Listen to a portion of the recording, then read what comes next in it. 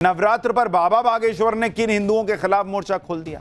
मंच पर ऐसा कौन चढ़ा जिसे देख बागेश्वर बाबा को अपनी गद्दी खतरे में लगने लगी? अब इसका चैप्टर। शक्ति का प्रतीक मां दुर्गा का महापर्व अपने आखिरी पड़ाव पर पहुंच चुका है। सनातन के इस महापर्व पर इस बार सनातन की अलख जगाने वाले बागेश्वर बाबा की खूब चर्चा है। पहले उन्होंने मां दुर्गा को प्रसन्न करने के लिए खेले जाने वाले गरबा में गैर हिंदुओं की एंट्री बैन करने पर ऐसा बयान दिया जिससे लोग बिलबिला गए। अब बागेश्वर बाबा ने गरबा और डांडिया पर वो बयान दे दिया जिससे कुछ हिंदुओं के खिलाफ मोर्चा खुल गया। नवरात्र पर बाबा बागेश्वर ने कौन से हिंदुओं के खिलाफ मोर्चा खोल दिया, आज आपको दिखाऊंगा, क्योंकि बागेश्वर बाबा की इसी बात पर हंगामा मच गया है। साथ ही बताऊंगा कि मंच पर ऐसा कौन चढ़ा जिसे देख बागेश्वर बाबा को अपनी गद्दी खतरे में लगने लगी। कैसे एक रील ने बागेश्वर बाबा के एक भक्त की रातों रात किस्मत बदल दी, सब कुछ है। बागेश्वर बाबा सनातन पर अपनी बात कहते हैं तो डंके की चोट पर कहते हैं, फिर नहीं सोचते कि किसको अच्छा लगेगा या बुरा। उन्होंने कुछ दिनों पहले गरबा और डांडिया में गैर हिंदुओं की एंट्री पर खुलकर सवाल उठाए थे, लेकिन अब तो उन्होंने और बड़ी बात कह दी। बागेश्वर बाबा ने कहा कि सनातन के पर्वों को उन हिंदुओं से भी दिक्कत है जो गरबा या डांडिया के नाम पर भारतीय संस्कार और सनातन की परंपरा की धज्जियां उड़ाने से बाज नहीं आते। वो कह रहे हैं ऐसे दोगले हिंदुओं से दिक्कत है सनातन को। सुनिए बागेश्वर बाबा ने किन हिंदुओं के खिलाफ मोर्चा खोल दिया है। गरबा पर मचे घमासान के बीच बागेश्वर बाबा ने नवरात्र में दुर्गा की साधना करने वालों को दिवाली के मौके पर पटाखों और होली पर पानी पर ज्ञान देने वालों को भी बड़ा मैसेज दिया। बागेश्वर बाबा ने बिना लाग लपेट के साफ साफ कह दिया कि जो नवरात्र में 9 दिन कन्या पूजन करे और 10वें दिन बेटियों की रक्षा के लिए आवाज न उठाए वो हिंदू हो ही नहीं सकता। नवरात्र पर बागेश्वर बाबा 9 दिनों के व्रत पर है, सिर्फ फलाहार कर रहे हैं। बागेश्वर बाबा एक साधारण सी कुटिया बनाकर उसी में रहकर हवन और पूजन कर रहे हैं। बागेश्वर बाबा ने 11 लाख हनुमान नाम का जाप करने का संकल्प लिया है। हर रोज मां दुर्गा की पूजा से पहले बागेश्वर बाबा तपती धूप में नंगे पैर बागेश्वर धाम की परिक्रमा करते हैं। आज बागेश्वर बाबा ने नवरात्र के मौके पर बागेश्वर धाम में कन्या पूजन किया और कन्याओं के पैर धोकर आशीर्वाद दिया। नवरात्रि के पूजन और अनुष्ठान के दौरान बागेश्वर बाबा ने यह भी बताया कि मां दुर्गा का नाम दुर्गा ही क्यों पड़ा। बागेश्वर बाबा अपने दरबार में पहुंचे भक्तों को परमात्मा तक पहुंचने का मंत्र बता रहे थे। तभी अचानक एक नन्हा भक्त बागेश्वर बाबा के मंच पर चढ़ गया और अचानक उनकी व्यास पीठ के बिल्कुल करीब आ गया। आप भी बागेश्वर बाबा के उस नन्हे भक्त से मिलिए जिसके मंच पर आते ही बागेश्वर बाबा को अपनी गद्दी भी खतरे में नजर आने लगी। तो ये सब तो चलता रहा। असदुद्दीन ओवैसी हो या समाजवादी पार्टी के नेता, ये लोग यूपी पुलिस की कार्रवाई को ऐसा रंग दे रहे हैं जैसे यूपी पुलिस जानबूझकर मुसलमानों को टारगेट कर रही है, जबकि मौलाना तौकीर रजा के भड़काऊ बयानों के वीडियो मौजूद हैं। मौलाना तौकीर रजा कैसे मुसलमानों को भड़का रहे थे यह हमने आपको पाठशाला में सुनवाया था। शुक्रवार को जुमे की नमाज के बाद कैसे पुलिस पर पथराव हुआ, गोलियां चली, पेट्रोल बम फेंके गए, यह सब इनको नहीं दिख रहा है। शुक्रवार को बरेली में मुसलमानों को भड़काने के लिए लेटर लिखे गए थे। उस लेटर में लिखा गया था कि हम सबको योगी सरकार को मुसलमानों की ताकत और तादाद दिखानी है। आरोप है कि यह लेटर 26 तारीख को हिंसा वाले दिन पार्षद अनीश सकलानी ने लिखा था। इसमें मौलाना तौकीर रजा का हवाला देकर मुसलमानों से इस्लामिया ग्राउंड पर आने की अपील की गई थी। आरोप है कि हिंसा के दिन सुबह से ही यह लेटर लोगों में बांटा जा रहा था, सोशल मीडिया के जरिए फैलाया जा रहा था। बरेली हिंसा को लेकर इतने सबूत, बयान और वीडियो मौजूद हैं, बावजूद इसके समाजवादी पार्टी पूरे विवाद को यह रंग देने में लगी है कि यूपी में आई लव मोहम्मद के पोस्टर लगाने पर गुनाह हो गया। सुनिए समाजवादी पार्टी के नेता क्या कह रहे हैं। इन नेताओं को 2 तरह का कॉन्फिडेंस है बॉस।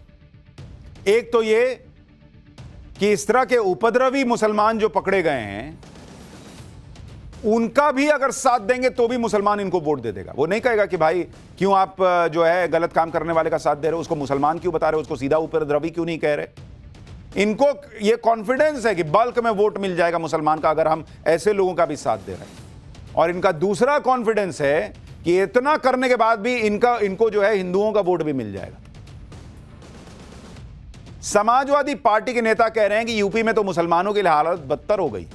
सपा नेताओं को बरेली से आई तस्वीरें देखनी चाहिए।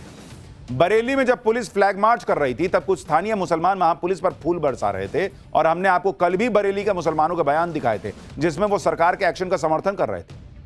तो जो फूल बरसा रहा है मुसलमान, उस पर एक्शन हुआ है क्या? मुसलमान क्या यूपी में जो है वो ईद नहीं मना पा रहा क्या, बकरीद नहीं मना पा रहा क्या, कौन सा अपना पर्व नहीं मना पा रहा बॉस? क्या जुमे की नमाज नहीं पढ़ पा रहा? क्या लाउड स्पीकर मंदिर से उतरा, मस्जिद से उतरा, दोनों जगह से उतरा कि नहीं उतरा? लेकिन आप पत्थर चलाइएगा और सोचिएगा कि पुलिस फूल बरसाएगी, ये कैसे होगा बॉस? और उसमें ये लोग नेता लोग, ओवैसी और समाजवादी पार्टी, ये लोग समर्थन कर रहे हैं ऐसे लोगों का। जो लोग भी बरेली हिंसा पर राजनीति कर रहे हैं, उन्हें देखना चाहिए कि बरेली में कितने बड़े कांड की साजिश रची जा रही। जांच में जो खुलासा हो रहा है उसका दावा है कि दंगा भड़काने के लिए 40,000 लोगों को बुलाने की तैयारी थी। 5 थाने जहां मामले दर्ज है, वहां करीब 390 मस्जिदें हैं। हर मस्जिद में 100 लोगों को जमा करने का प्लान था। जुमे की नमाज के बाद इस्लामिया कॉलेज ग्राउंड जाने का प्लान था। इस्लामिया ग्राउंड से हिंसा भड़काने की साजिश थी। हिंदू इलाकों तक हिंसा फैलाने की साजिश थी। बवाल करने के लिए बिहार और बंगाल से लोग बुलाए गए थे। पुलिस के ऊपर जानलेवा हमले करने के इरादे से फायरिंग, यानी बरेली में बड़ा दंगा करने की साजिश थी, जिसको लेकर रोज खुलासे हो रहे हैं। और उससे देखते हुए बरेली उपद्रव की एसआईटी जांच के भी आदेश दिए गए। यह स्पेशल एसआईटी टीम 1 महीने में रिपोर्ट सौंपेगी। सुनिए बरेली रेंज के डीआईजी हिंसा को लेकर क्या बता रहे हैं, फिर आपको बताता हूं कि 4 जो और लोग अरेस्ट हुए हैं, उन्होंने और कितना बड़ा खुलासा किया है। कुछ ऐसे लोगों की गिरफ्तारी की गई जो यहाँ के न होकर बंगाल और बिहार के रहने वाले थे। ऐसे लोगों के खिलाफ भी कार्रवाई सुनिश्चित की गई। साथ ही जनपद बरेली के अलावा अन्य जनपदों के भी लोगों की भी संलिप्तता सामने आई है। इधर बरेली में हिंसा की परतें खुल रही हैं, उधर यूपी एटीएस ने आज बड़ा एक्शन लिया।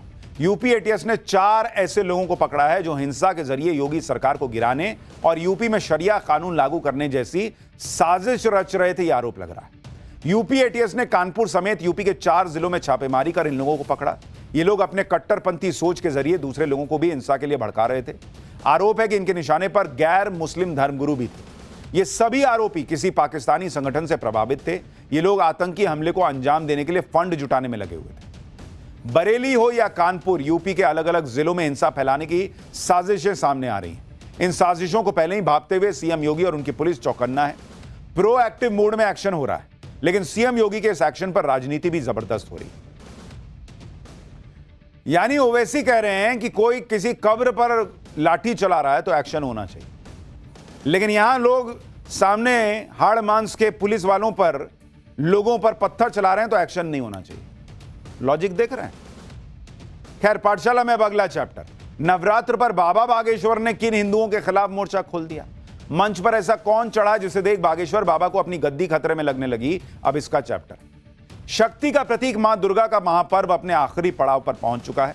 सनातन के इस महापर्व पर इस बार सनातन की अलख जगाने वाले बागेश्वर बाबा की खूब चर्चा है। पहले उन्होंने मां दुर्गा को प्रसन्न करने के लिए खेले जाने वाले गरबा में गैर हिंदुओं की एंट्री बैन करने पर ऐसा बयान दिया जिससे लोग बिलबिला गए। अब बागेश्वर बाबा ने गरबा और डांडिया पर वो बयान दे दिया जिससे कुछ हिंदुओं के खिलाफ मोर्चा खुल गया। नवरात्र पर बाबा बागेश्वर ने कौन से हिंदुओं के खिलाफ मोर्चा खोल दिया, आज आपको दिखाऊंगा, क्योंकि बागेश्वर बाबा की इसी बात पर हंगामा मच गया है। साथ ही बताऊंगा कि मंच पर ऐसा कौन चढ़ा जिसे देख बागेश्वर बाबा को अपनी गद्दी खतरे में लगने लगी। कैसे एक रील ने बागेश्वर बाबा के एक भक्त की रातों रात किस्मत बदल दी, सब कुछ है। बागेश्वर बाबा सनातन पर अपनी बात कहते हैं तो डंके की चोट पर कहते हैं, फिर नहीं सोचते कि किसको अच्छा लगेगा या बुरा। उन्होंने कुछ दिनों पहले गरबा और डांडिया में गैर हिंदुओं की एंट्री पर खुलकर सवाल उठाए थे, लेकिन अब तो उन्होंने और बड़ी बात कह दी। बागेश्वर बाबा ने कहा कि सनातन के पर्वों को उन हिंदुओं से भी दिक्कत है जो गरबा या डांडिया के नाम पर भारतीय संस्कार और सनातन की परंपरा की धज्जियां उड़ाने से बाज नहीं आते। वो कह रहे हैं ऐसे दोगले हिंदुओं से दिक्कत है सनातन को। सुनिए बागेश्वर बाबा ने किन हिंदुओं के खिलाफ मोर्चा खोल दिया है। गरबा पर मचे घमासान के बीच बागेश्वर बाबा ने नवरात्र में दुर्गा की साधना करने वालों को, दिवाली के मौके पर पटाखों और होली पर पानी पर ज्ञान देने वालों को भी बड़ा मैसेज दिया। बागेश्वर बाबा ने बिना लाग लपेट के साफ साफ कह दिया कि जो नवरात्र में 9 दिन कन्या पूजन करे और 10वें दिन बेटियों की रक्षा के लिए आवाज न उठाए, वो हिंदू हो ही नहीं सकता। नवरात्र पर बागेश्वर बाबा 9 दिनों के व्रत पर है, सिर्फ फलाहार कर रहे हैं। बागेश्वर बाबा एक साधारण सी कुटिया बनाकर उसी में रहकर हवन और पूजन कर रहे हैं। बागेश्वर बाबा ने 11 लाख हनुमान नाम का जाप करने का संकल्प लिया है। हर रोज मां दुर्गा की पूजा से पहले बागेश्वर बाबा तपती धूप में नंगे पैर बागेश्वर धाम की परिक्रमा करते हैं। आज बागेश्वर बाबा ने नवरात्र के मौके पर बागेश्वर धाम में कन्या पूजन किया और कन्याओं के पैर धोकर आशीर्वाद दिया। नवरात्रि के पूजन और अनुष्ठान के दौरान बागेश्वर बाबा ने यह भी बताया कि मां दुर्गा का नाम दुर्गा ही क्यों पड़ा। बागेश्वर बाबा अपने दरबार में पहुंचे भक्तों को परमात्मा तक पहुंचने का मंत्र बता रहे थे। तभी अचानक एक नन्हा भक्त बागेश्वर बाबा के मंच पर चढ़ गया और अचानक उनकी व्यास पीठ के बिल्कुल करीब आ गया। आप भी बागेश्वर बाबा के उस नन्हे भक्त से मिलिए जिसके मंच पर आते ही बागेश्वर बाबा को अपनी गद्दी भी खतरे में नजर आने लगी। तो ये सब तो चलता रहा और उन्होंने भी शायद सोचा ना होगा कि ऐसा कोई बच्चा आएगा और इतना प्यार से इतना ज्ञान देकर जाएगा। For more of such videos, do like, share and subscribe to ET Now Swadesh.